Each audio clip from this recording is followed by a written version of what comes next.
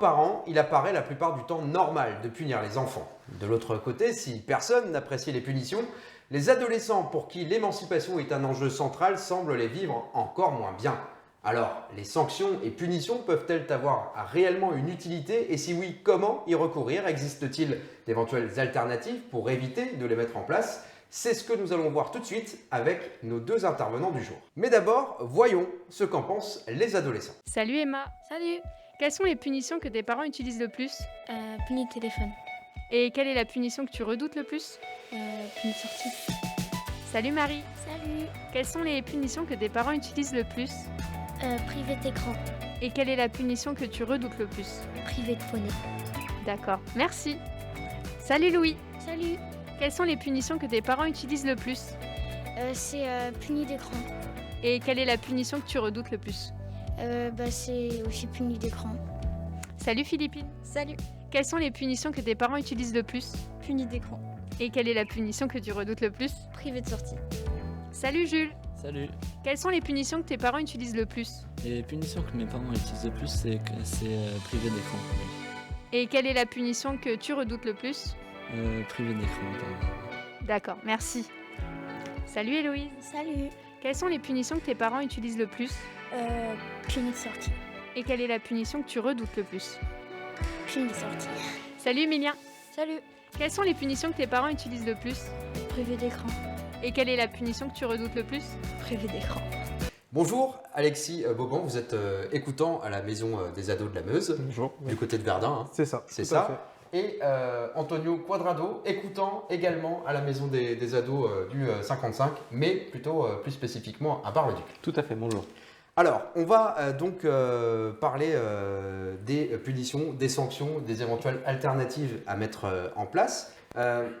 Alors, pour commencer, je me tourne peut-être vers vous, Alexis. Est-ce qu'on pourrait peut-être redéfinir ensemble ce qu'on a l'habitude de qualifier ou de sanctions ou de punitions? Est-ce qu'il y a des nuances entre ces deux notions dans la pratique? Alors oui, effectivement, dans la pratique, il y a une grande nuance, une grande différence entre les deux.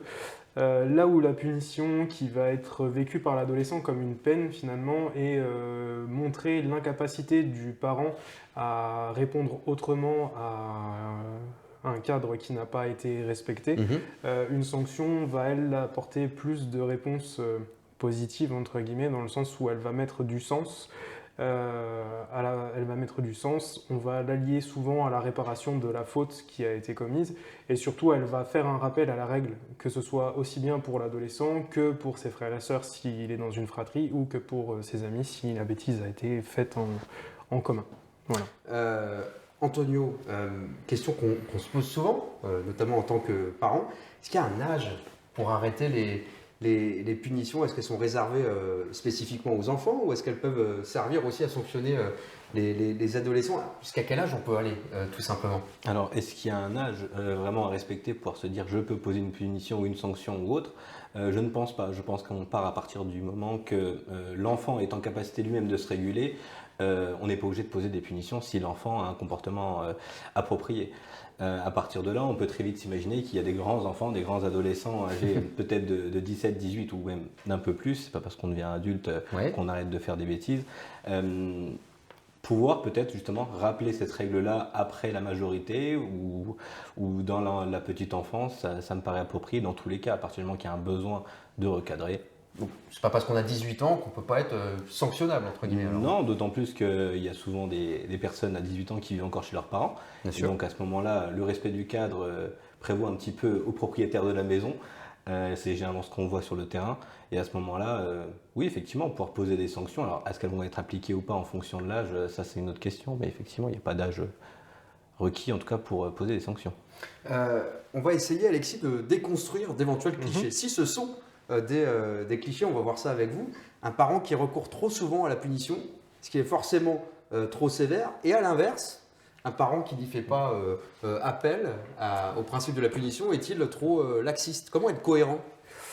Alors effectivement, par rapport à ces deux clichés, effectivement, un parent qui va avoir souvent recours à la punition, c'est pas forcément un parent qui va être trop sévère, mais peut-être un parent qui va pas forcément savoir apporter les réponses à son adolescent ou à son adolescente, et un parent au contraire qui ne va quasiment pas à l'utiliser, c'est peut-être tout simplement un parent qui a réussi à avoir une bonne communication avec son adolescent et qui arrive à lui faire comprendre les choses sans forcément l'accabler ou le culpabiliser ou tout simplement le punir. Voilà.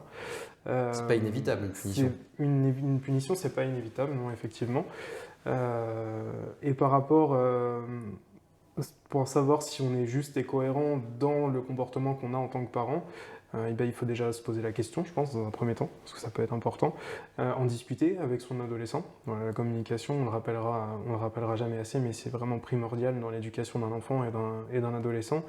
Et si vraiment on se sent trop perdu, on peut totalement faire appel à des professionnels pour avoir des conseils ou pour tout simplement savoir si on est juste. Laxiste ou sévère, c'est à l'appréciation de chacun finalement. C'est un peu ça. Effectivement, tout dépend déjà de l'éducation que nous, on a reçue. Tout dépend de ce qu'on va mettre derrière ces termes, c'est-à-dire que chacun a un petit peu sa définition du laxisme et de la sévérité. Je pense que de mon côté, étant formé en discipline positive, pour moi, le plus important, c'est surtout la fermeté et la bienveillance dans n'importe quelle situation et surtout l'encouragement envers son adolescent pour justement valoriser les comportements positifs pour lui éviter d'avoir l'envie de dépasser le cadre en tout cas. Voilà. Je me tourne vers vous Antonio, alors sans trop schématiser, sans trop mettre une situation dans une case, mais en règle générale, quelles sont les raisons qui poussent le plus souvent les parents à punir leurs ados ? Alors, effectivement, quand on parle de punition et non de sanction, oui.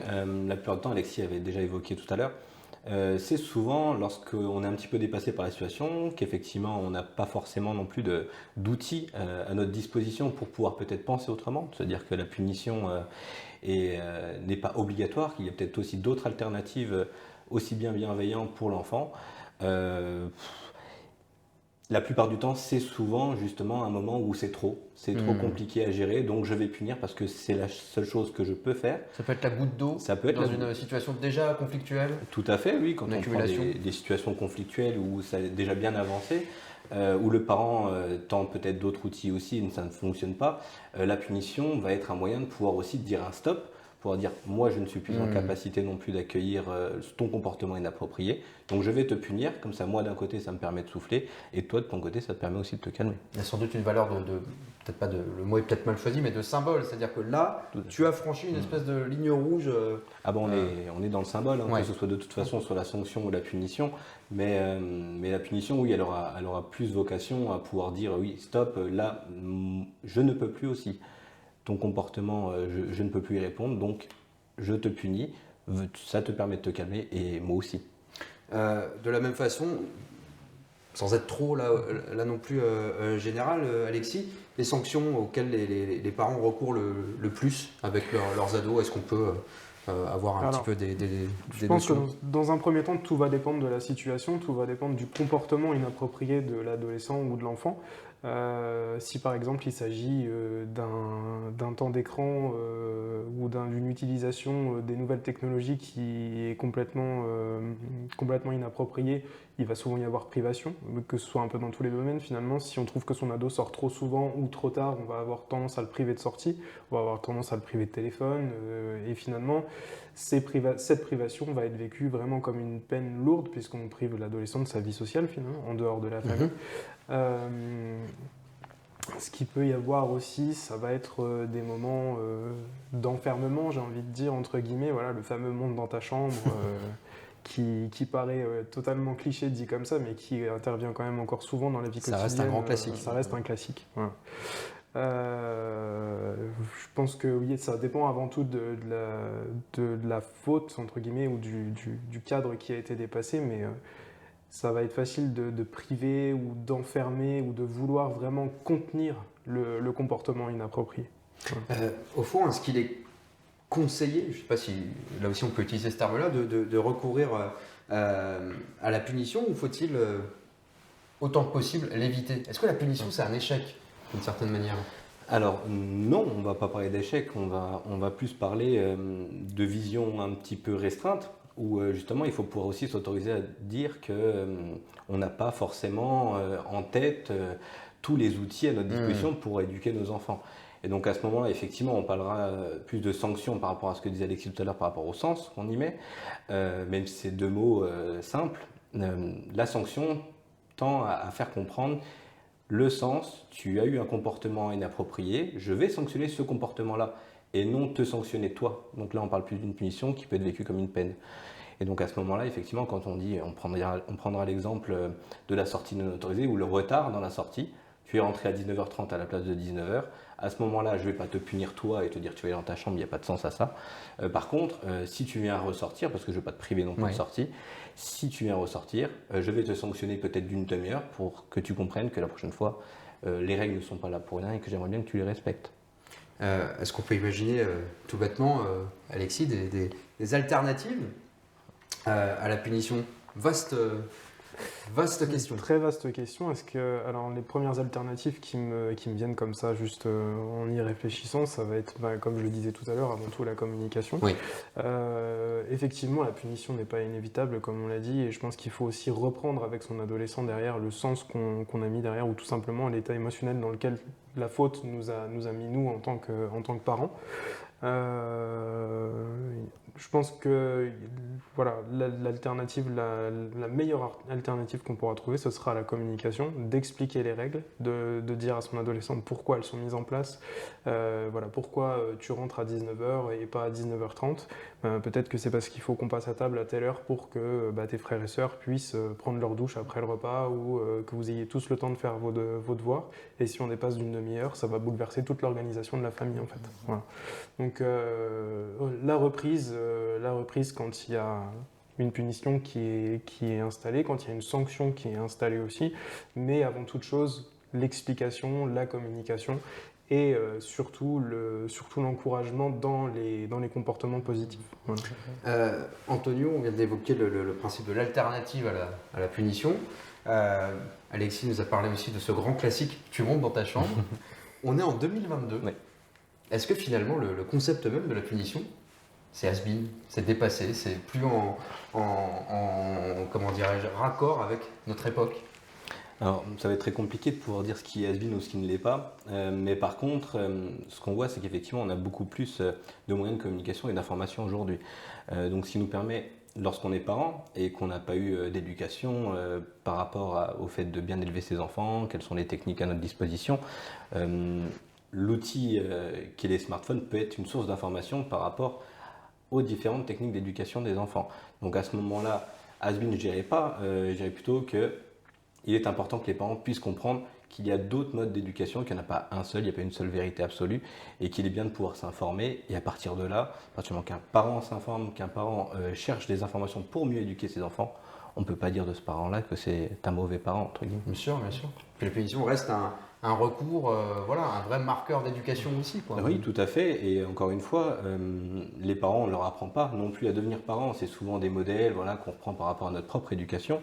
Et à ce moment-là, c'est de pouvoir se dire, effectivement, je suis en difficulté avec mon enfant, je vais me renseigner sur les sources d'informations dont je dispose. Et à ce moment-là, pouvoir adapter mon discours avec mon enfant pour que ce soit plus adapté aussi. Messieurs, pour terminer, on va s'intéresser à 2 cas concrets. Le premier, avec cette maman qui nous dit la chose suivante, je la cite: « Souvent, je n'arrive pas à tenir mes sanctions ou mes punitions et je m'aperçois qu'elles ont tendance à rendre l'ambiance de famille encore plus tendue. » Qu'est-ce que vous auriez envie de répondre à cette maman qui s'interroge ? Alors dans un premier temps, je pense qu'effectivement, si on n'arrive pas à tenir ces sanctions ou ces punitions, il faut déjà les mettre en place sur un temps beaucoup plus court, parce que souvent, voilà, on va essayer de faire tenir les sanctions dans le temps, ça va être un peu compliqué à tenir, et je peux totalement comprendre que cette maman soit un peu perdue par rapport à ça. Et pour ce qui est de l'attention à la maison, en fait, les punitions, elles sont souvent mises aussi dans des situations où émotionnellement, le parent et l'adolescent ne sont plus du tout accessibles et en fait, tout simplement se hurlent dessus ou se parlent très mal, ce qui va effectivement mettre une ambiance installer une ambiance assez lourde à la maison. Et en plus de ça, ça va être vécu vraiment comme une peine par l'adolescent. Voilà, je pense qu'on a tous l'exemple d'une punition qu'on a vécue quand on était petit et qui nous reste en mémoire parce que justement ça nous a un peu choqué d'avoir subi ce genre de choses. Et puis l'adolescent va peut-être aussi développer une certaine rancune par rapport à son parent qui l'a privé de sortie, lui a demandé de s'enfermer dans sa chambre ou des choses comme ça. Et du coup le faire ressentir encore plus dans son comportement par la suite. Voilà. Deuxième cas concret, on a une autre maman qui se désole de voir que son adolescent ne respecte de toute façon jamais ses punitions, par exemple qu'il continue à sortir. Qu'est-ce que vous pourriez conseiller, Antonio, à cette maman pour éviter que son adolescent ne contourne comme ça les règles? Alors c'est un cas de figure qu'on voit relativement souvent. Un classique là aussi? Oui, c'est un classique, tout à fait. Nous-mêmes, dans notre jeunesse, on n'a pas respecté certaines de ces règles. À ces moments, je pense que le premier conseil qui est important, bon, on va encore revenir une fois sur la communication, mais c'est quand même un point important dans les relations de toute façon. Pouvoir se poser et sereinement savoir pourquoi il transgresse cette règle avec force, parce que c'est plusieurs fois qu'il le fait, ça donne déjà peut-être des indices sur ce qu'on peut mettre en place à la suite pour mettre un sens à notre règle, parce que si elle est présente, ce n'est pas pour rien, de lui faire comprendre le sens de cette règle-là dans la discussion et dans l'échange. À la suite de ça, ce qu'on peut éventuellement proposer, c'est éventuellement pouvoir chercher un petit peu les besoins de chacun. Quels sont les besoins des parents? J'ai besoin que tu rentres à telle heure ou j'ai besoin que tu restes à la maison aujourd'hui. L'enfant va dire moi j'ai besoin de sortir, j'ai besoin de voir mes amis. Et à ce moment-là, de pouvoir trouver des compromis, ça me paraît aussi une bonne technique lorsqu'on rencontre des difficultés comme celle-là. Vous avez beaucoup parlé tous les deux de communication, de compromis. C'est aussi un principe là qui s'applique totalement face à ce genre de cas très concret. C'est quelque chose qui s'installe par rapport à ce cas-là concrètement, mais aussi qui s'installe dans toute l'éducation qu'on peut faire, puis dans toutes les relations, finalement dans toutes les relations humaines, que ce soit des relations professionnelles, que ce soit des relations amicales, on se doit de faire des compromis et de pouvoir communiquer sereinement avec les personnes qui sont face à nous. Et effectivement, la relation d'un parent avec son adolescent ne déroge pas à cette règle concrètement. Merci beaucoup Antonio, merci Alexis, vous aviez peu de cheveux mais beaucoup d'idées. D'ailleurs moi j'ai pas beaucoup de cheveux non plus, quelques idées parfois. Merci beaucoup, c'était intéressant, très intéressant, merci beaucoup. Et à très bientôt pour un nouveau parent, tout va bien.